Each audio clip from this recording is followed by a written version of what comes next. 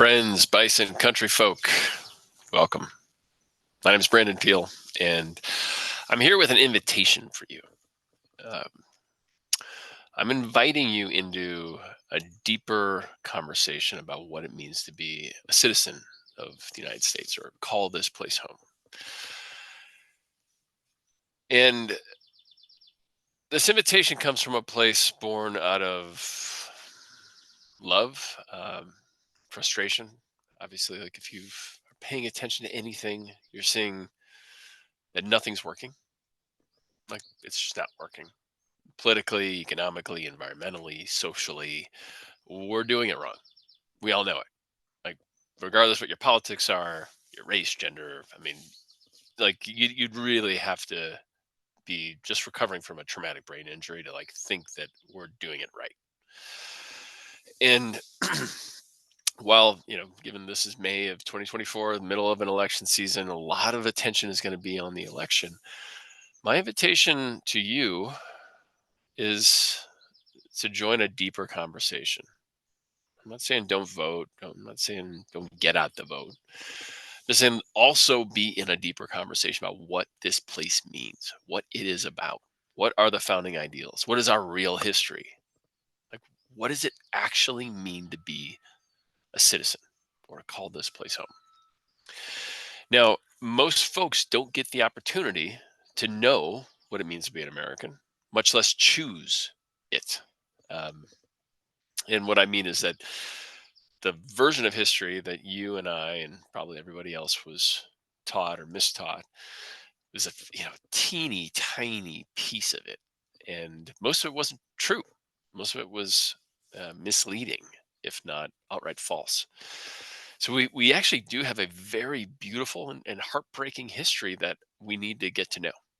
And so that's part of this invitation is like get to know your country, get to know the United States of America, get to know Turtle Island, the people who came here, what they stood for, what they cared about, what they imparted to our founding fathers, specifically Benjamin Franklin, Thomas Paine, Thomas Jefferson, George Washington.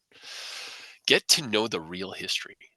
And my thinking, at least for me, getting to know this healed me.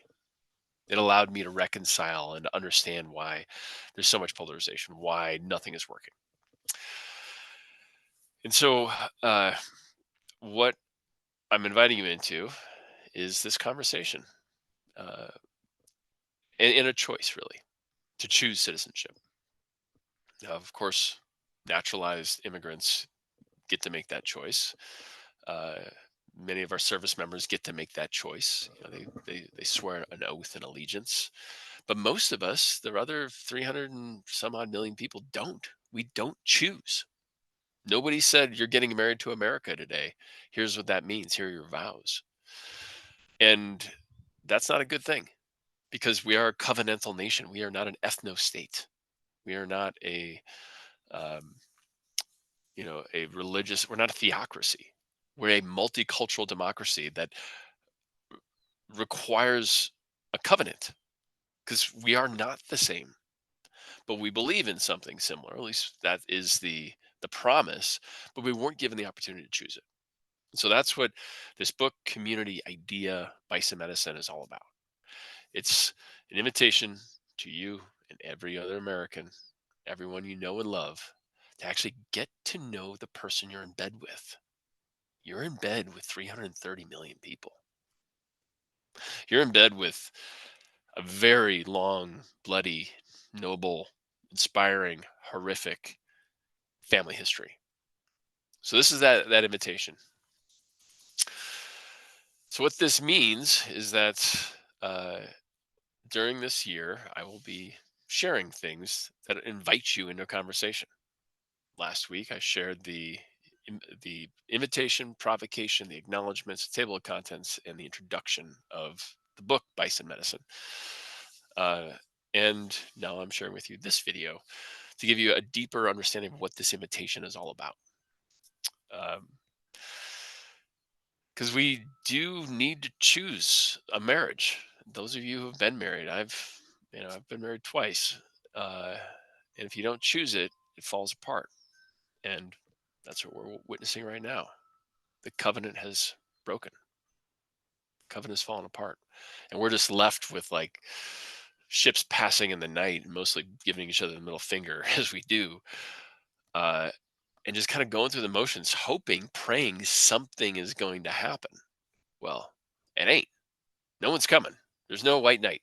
Nobody from DC can pull their head out of their keisters long enough to actually do anything about it. It's on us. It's always been on us. It's been our history. We are rebellious people. We say nobody's gonna. We didn't wait for a duke or a count or whatever the heck, or a baron in England to liberate us. We liberated ourselves. And it again falls on us to liberate ourselves, to figure out what we stand for, fight for it, make it real. And y'all probably know the stakes, right? Like if we don't do our jobs, if we don't become American, if we don't choose citizenship and devote ourselves to it, to wed each other, the republic's going to fall, right? It has to. All of them do. It's just a question of when. Do we want to give up now? I don't want to give up now.